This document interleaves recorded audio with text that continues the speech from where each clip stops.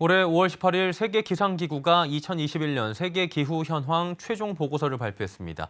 당시 보고서 제목이요. 2021년 4대 주요 기후변화 지표 기록 경신이었는데요. 기록적으로 심각하게 변한 기후지표 중에 해양에 관련된 것이 무려 3개로 해양이 극심한 기후변화를 겪고 있다. 이렇게 정리할 수가 있겠죠. 이런 해양을 보호해야 할 인류의 생존을 보장할 수 있다는 회의가 올 6월 27일부터 7월 1일 사이 포르투갈 리스본에서 유엔 해양회의가 개최된 바가 있었고요. 자, 이곳에서 논의된 해양환경 보호와 투자 이야기 오늘 나눠볼 텐데요. 오늘도 K워드 반기성 센터장과 함께합니다. 어서 오세요. 네, 안녕하세요. 네, 반갑습니다. 이번에 주로 다뤄진 내용들은 어떤 것들이에요?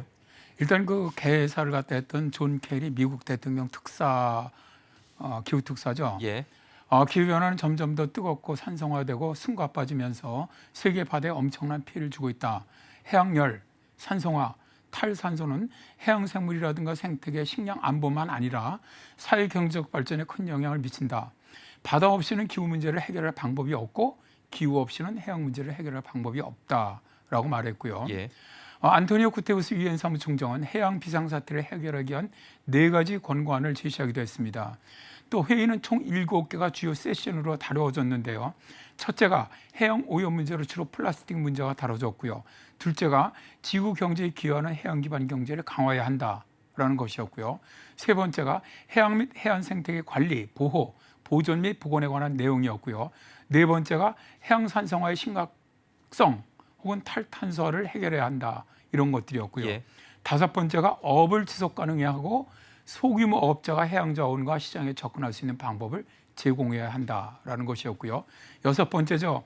기후 지식의 증가나 해양 기술의 연구 능력 개발의 중요성 및 결과에 대한 이전에 대한 그런 내용들이었고요.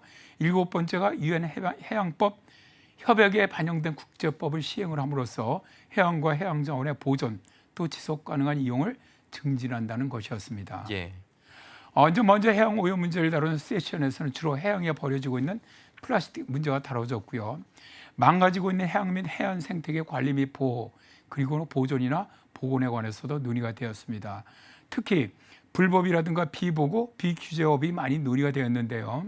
비규제업이라는 것은 한 국가의 관할 소역에서 자국 또는 외국 선박이 해당 국가의 허가 없이 조업을 하거나 법규를 위반해서 행하는 어업활동 또는 관련 국제법의 규정을 위반해서 행하는 어업활동 등을 말하는데요. 예를 들어서 우리나라 같은 경우 중국 어선들이 우리나라 구역 안에 들어와 갖고 불법 조업하는 것 이런 것들이 여기에 해당되죠. 예. 각국은 바로 이처럼 불법 어업이 근절돼야 한다라는 걸 역설을 했고요.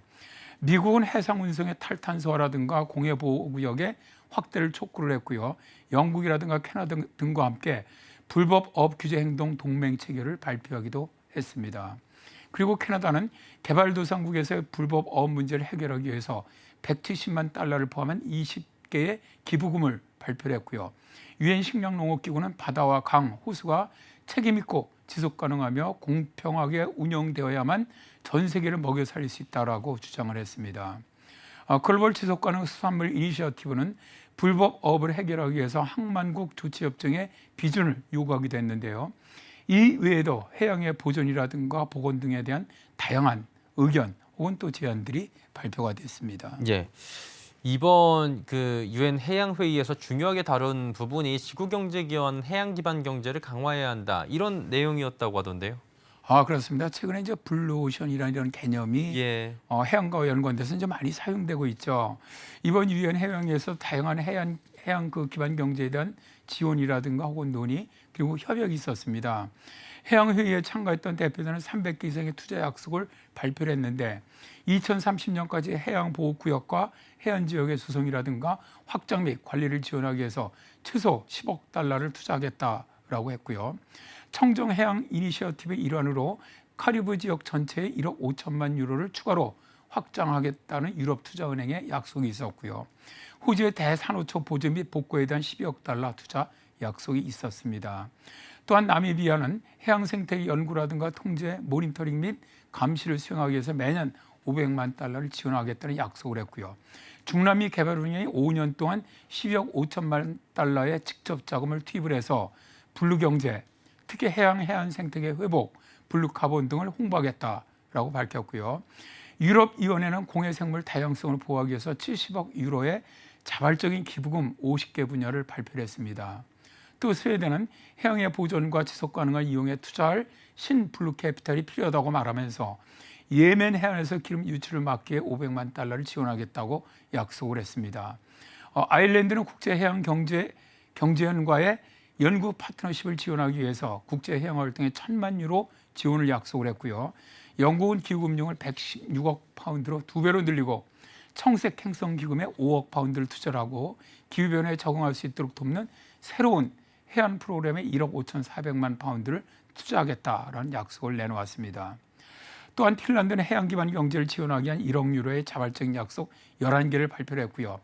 터키는 멸종 위기에 처한 태평양의 가죽 등거북 개체군을 감시하기 위해서 2년 동안 75만 달러를 제공하기로 했고요. 일본은 해양 경제를 위해서 2,400만 달러를 지원하겠다고 약속을 했습니다. 우리나라는 해양재생 가능 에너지 및 수소 에너지 생산에 대한 투자를 확대하기 위한 노력을 하겠다, 또 하고 있다라고 발표를 했습니다. 이러한 국제적인 약속과 노력이 정말 이루어진다면 해양이 우리의 삶의 위험 요소가 아니라 정말 도움이 되는 최고의 블루오션이 될 것이라는 그런 생각을 해봅니다. 그리고 그렇게 꼭 해 나가야만 할 것 같기도 하네요. 해양 환경보호와 투자 이야기 오늘 나눠봤습니다. K웨더의 반기성 센터장과 함께했습니다. 고맙습니다. 네, 감사합니다.